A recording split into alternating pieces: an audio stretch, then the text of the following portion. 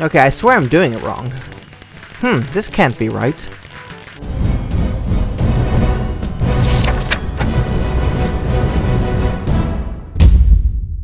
Hello guys, setosorcerer here again, and welcome to the 12W50A snapshot update for Minecraft.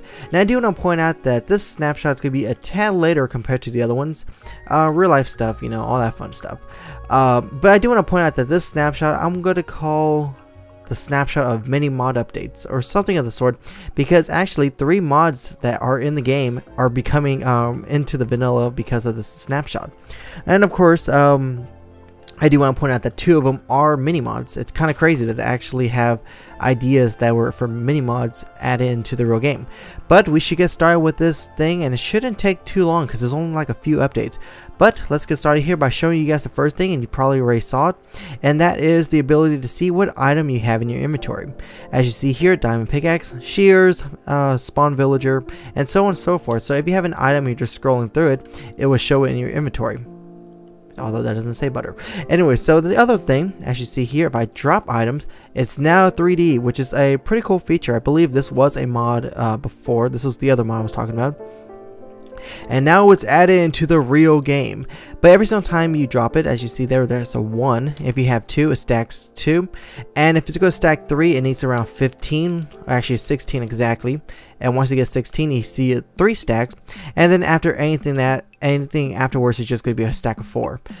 And the other update for this is now you could drop a full stack of whatever instead of, you know, dragging and dropping like this. Honestly, this one's it depends on how you feel about dropping your items. I personally just would do this if I want to drop my items, but you have this option now, which if you hold L control and drop, you can just drop your whole stack of inventories like this. Now, like I said, I personally like to drag and drop, but if you want to just, you know, just do this for fast, then there you go. And I think I just crashed my game doing so. And that, ladies and gentlemen, is a bug. So apparently if you spam it like real fast, if you dropped all of them real fast, it crashes your game. So there you go. I found a bug while having this snapshot video going through. So yeah, that kind of you know, distracted me, but we should get started with the next one, which is enchanting. Now let me put myself back to game mode 1 so I don't fall down when I die here. Now in the previous update, many of you probably saw that we have enchanted books. As you see here, we have a bunch of them. We have some for tools, etc. But now they naturally spawn in dungeons and in villagers. Not in villagers. And I do want to point out that this golden apple is legit. So I have another count of golden apples. I think this may be my 3rd one on video.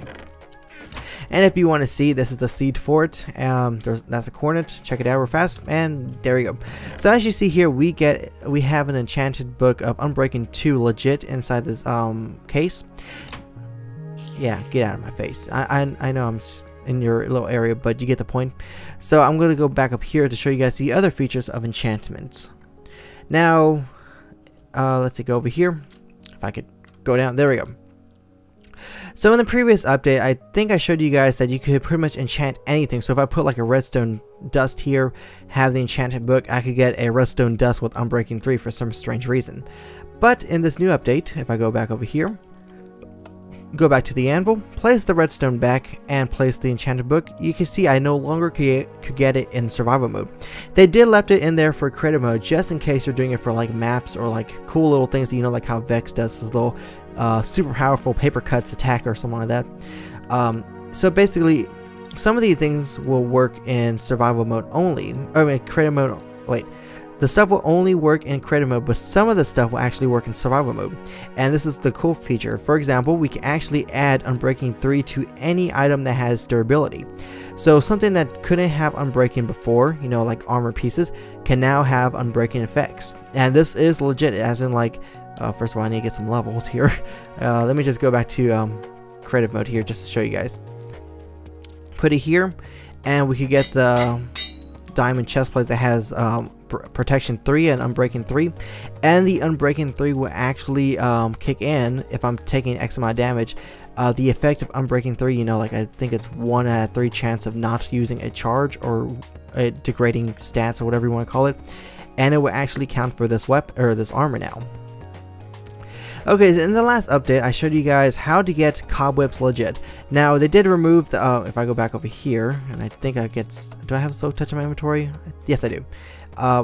Actually, I should have mentioned this earlier. If you place any weapon here with the enchanted book, you can actually add that effect into it here, because in the previous version you can only have it like with no item or no enchantments in order to get that one enchantment. Now it will actually add the enchanted item to it. But I do want to point out that if I put Soak Touch over here, it's not going to work with swords anymore, so unfortunately for that.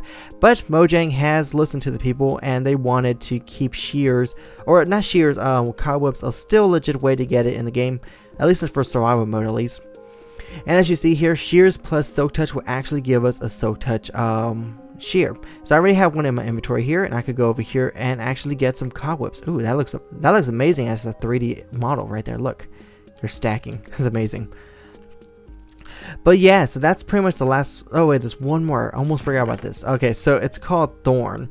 Now, if you want, you can actually spawn this by credit mode. I haven't found it in a dungeon yet, but I'm pretty sure they're probably there. But as you see here, we have Thorns 1, 2, and 3.